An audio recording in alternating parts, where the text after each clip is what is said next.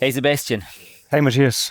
as we're moving closer to the end of the year, I've spent some time looking back at, all the underwater encounters that I've had in 2024 and trying to figure out what was my favorite encounter. Do you have one for this year? I'll tell you after the intro.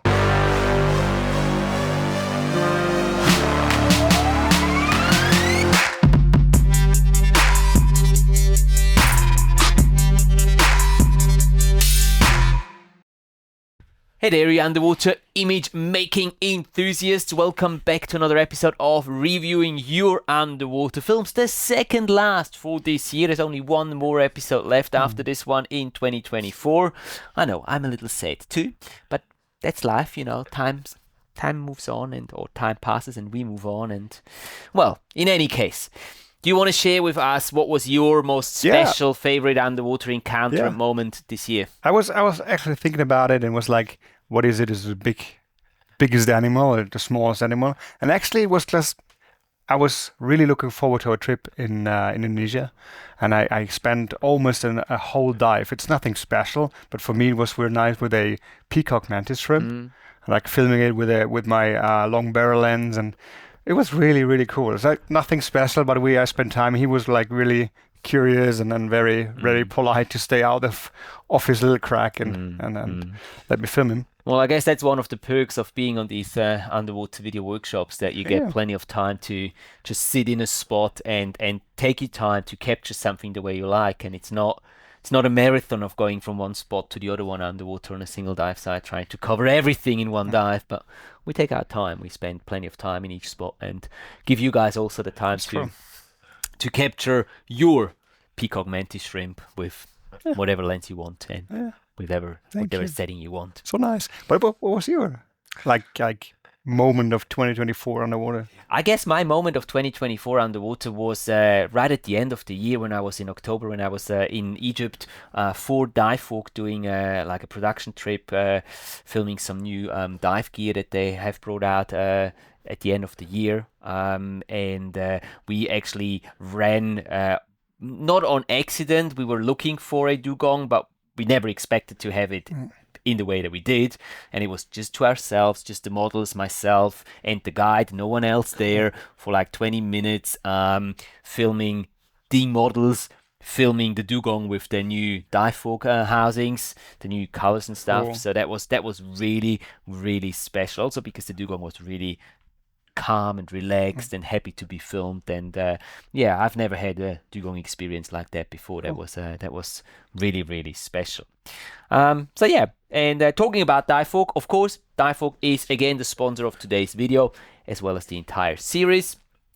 I don't really need to say much about the Dive Folk gear by now. I think if you're watching this series, you know what Dive Folk is and how much of a fan I am of their great underwater camera gear, the housings that they make with the incredible touchscreen that allows you to use your smartphone the same way underwater as you do on land. As always, the link which is placed down below the video in the video description will give you a 6% discount on any purchase on the Dive Folk web shop. That's a little thank you from the Dive Folk people to our community and the audience here, and I'm very grateful that I can pass that special discount on to all of you. So if you're in need of a last minute Christmas present, whether that's for your dive buddy or for yourself, maybe even, you know where to go now. Use the link down in the video description below and get yourself some nice Dive Folk gear at a reduced rate just for the community here. So thank you very much, Dive Folk, for all the support that you have given us,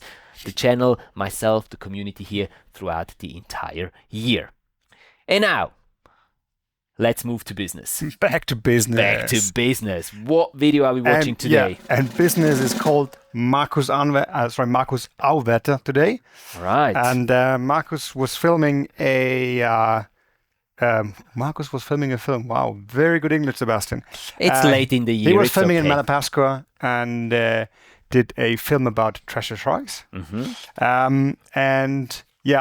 He didn't write anything about his camera used. He said, you think it is a Sony, but maybe you can let us know in the comments which kind of camera he was using. So it was interesting to know the type of gear the guys are using. But yeah, so I have no further information other than the location. All right. So Malapascua, treasure sharks, Treasure I guess. sharks, yeah. And Some time Let's have a look. ago, Let's have a look. the fishermen discovered this unique creature breaching on the surface when they would go fishing. Monad Shoal in Malapascua became known as the only known location in the world where pelagic treasure shark can be sighted at recreational depth. In the early hours of the morning, the treasure shark rise up to 30 meters, cleaned by the reef fishes at several cleaning stations in Monad Shoal. So during pandemic, when all the diving activities in the country were stopped by the government, they said to be sightings of tiger shark in Monad Shoal. So this believed to be the reason why treasure shark transferred to another Sun King island known as Kimod Shoal.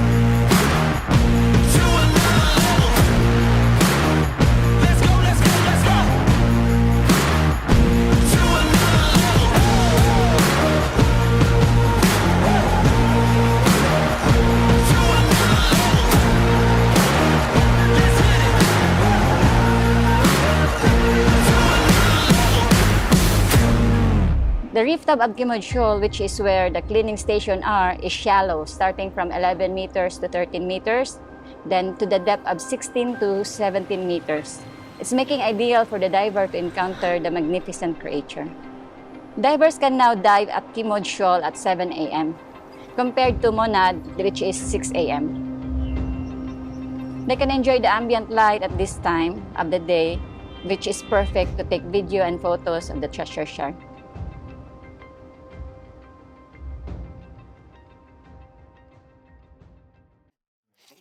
well, I want to go to Malapascua now. well, it's pretty boring. I don't want to go.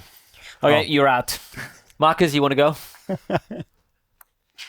Awesome. Thank you, Marcus. That was really fun to watch. Very upbeat, pumping music, fitting to the scenes that we saw. I like it. And we've got a story. You not agreeing? I do agree. All I right. do agree. No, it's pretty. My heart just stopped for a moment there. No, it was pretty cool. It was like I could see that a lot of work in there, starting from I think really pre-production and planning all that stuff. Then in the whole production, the kind of shots he captured above water, underwater, and then the editing as well. It's just like just put in their footage. It's like it's really work. Yeah. I liked it. Yeah. I liked the music. Really, really cool. Yeah. Like fitting to it and yeah. Yeah, I agree. Yeah, I found it to be very cinematic, and I know you've included those cinema bars and stuff, which helps with making it look more cinematic. But the whole way you've wrapped that piece together really made it a very special film to watch, and very captivating.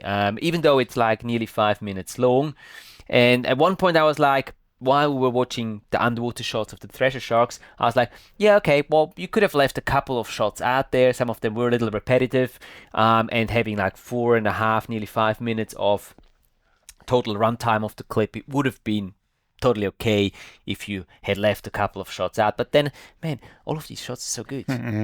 I mean, I can understand why you wanted to keep them in. I would have probably done the same. So yeah, no complaints there. Really, really nice. I really loved the slow-mo shots on the treasure sharks when they move in at regular speed and they turn around and you slow it down, and it looks really nice. I guess it's like 120 frames per second, recorded in 120 frames per second. It looked very nicely slowed down. I was very happy and ecstatic about the speed ramping at the beginning, not underwater, but the one on the drone speed ramp when we were just cruising around the bunker. That was really nice, very well executed too, with the sound design, the whoosh sounds coming along with the speed ramp. That was really, really nice. The drone footage per se I found to be very nicely complementing the other footage. It was, there wasn't many drone shots in there, but they were very specific and well chosen. I think they worked very well. I love that you used an actual person that was narrating or just telling the story while you were showing the clips according to that story. It wasn't a script or anything. It was really just a person talking about those specific dive sites, and I really like that. Can I add something to the You narration? can, of course. Because I liked it as well. It's very nice. I have two things to add. I think the information at the end, I would have placed it more to the beginning. It was, I think, would have been a better fit. But if you place it at the end and you let the person talk, I think it would have been a very nice last shot if you hear her saying the last 1 or 2 sentences when she is on camera. Yeah. Whatever she's doing, if she's like sitting on the boat and talking to the cameraman, stuff like that, So that you have like, an image of the person that was because speaking. because she was talking about her experience and all what's happening there, and I think it would have been a nice shot to see her really and fade out with that. But I understand if you don't use it, or maybe she doesn't want it to be in the camera and just do the narration. Yeah, I would. The information at the end, because it was really cool ending. I like ending with the treasure shark ending, and then came out with the narration and graphics again. Yeah. I mean, it's a choice. It's good. It was very good at anyways, but it's like would have changed out. Yeah, I understand. Yeah, makes sense. Yeah. Anything else? Well, I wrote down the light power level, but it's first of all, it's very hard to nail it. Second of all, it's like everything is happening very fast. I think you could just go with one setting and just try to be on the safe side. Because I think on some shots, a little bit more light would have been beneficial. On some shots, you could just really see the treasure shark really being very reflective. But it's like, man, it happened so fast. What do you want to do? You're not dialing. You're just trying to capture the moment. Yeah. It's like, and it's not bad at all. It's just like, where's the improvement? Well, there is the improvement, but it's like, it's not a biggie. Okay. Yep. Yeah. I see. You got anything else? No. No, then I've got 2 or 3 more comments that I'd like to share with Marcus. Well done also on the speed ramps underwater. Those are actually very difficult. I don't really like speed ramps underwater because oftentimes when you speed up an underwater sequence, it just gets very hectic, like really, because it's just, the footage is not stable enough to be speed ramped. But this has worked very nicely on most of the speed ramps that we've seen underwater. And again, you've used a sound design, a whoosh sort of underlying sound with each of the speed ramps, which helped with like the perception of it as a proper speed ramp.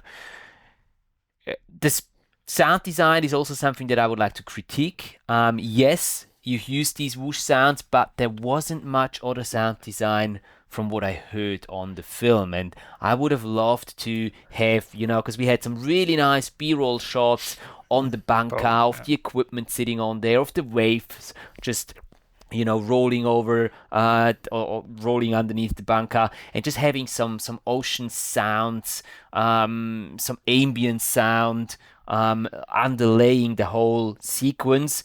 I think would have made a really nice sort of audible atmosphere for the entire film. So that's maybe something, Marcus, that you can put a little more, it sounds bad, but I don't mean it that way, a little more effort into next time. Work on the sound design. If you have some sound design, had put some sound design in there, I didn't hear it. In that case, I think the music was just too prominent, because it could also be that you did add some sound design that I didn't hear. I think the music was too dominant in that case, but I don't think that was the case. Please correct me down in the comment section, Marcus, if I'm saying something wrong. But yeah, I think sound design is something that I would kind of put a little bit of a focus on the next time, because everything else is, we don't really have to talk about the rest. The rest is really great, but the sound design is something, and color matching. I've seen, like, on some of the shots, and I'm not entirely sure whether, because we were talking about 2 different dive sites, I'm not sure if some of the shots were taken at one dive site, which is deeper, and the other shots were taken at the shallower part, but you can clearly see in the corals that on some shots there was a lot more color in the corals, and on other shots it was mainly just blue and gray. And if they're on 2 different dive sites, then there's not much you can actually do in sort of color correcting, because you just won't get those colors out in the deeper section. But if they were at the same dive site, then I don't know, then maybe it's got to do with your white balance, like the on-spot white balance, or with the post-production that you were putting on later on in the edit. Well, and if you want to keep like the shots in there, then don't put them behind each other. Like get a shot in between, like a different one. Or don't mix and match. Yeah, don't mix them. Yeah. If you cannot match them, don't mix them. Oh wow. Wow, look at that. That's got to go on a t-shirt. Yeah, it's Matthias and Sebastian. Yeah. If you don't match them, don't mix them. Right. Yeah, I agree. Yeah. Try to keep them a little separated, so it's not so obvious that they are different in terms of. But the color grading per se was very nice. Oh, it's very nice, very consistent. It was only those 2 different scenes underwater where, and I'm assuming one is deeper down, one is shallower, so it's really difficult, but very good tip, try to separate them a little bit so that they're not right next to each other, and it's not very obvious that there is a difference in the color temperature and the colors that you can see in the corals. Exactly. That's all from my side. From my side as well, yeah. Oh, it's me again. It's you again. It's me again. Well. Marcus, what can I say? First of all, thank you for this Malapaska experience here on our screen. We really loved the footage you captured above and below the surface, the way you put it all together, the way you work with the speed ramping, with the music and all. Really, really cool. We had really fun watching it. If we can talk about improvement, we think there are like 3 parts where you could improve.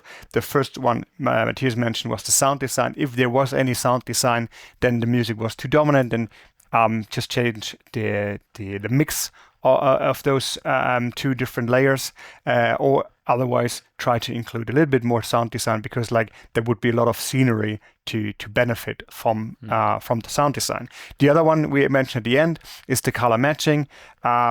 If it's possible, try to color match the clips you put in beside to each other.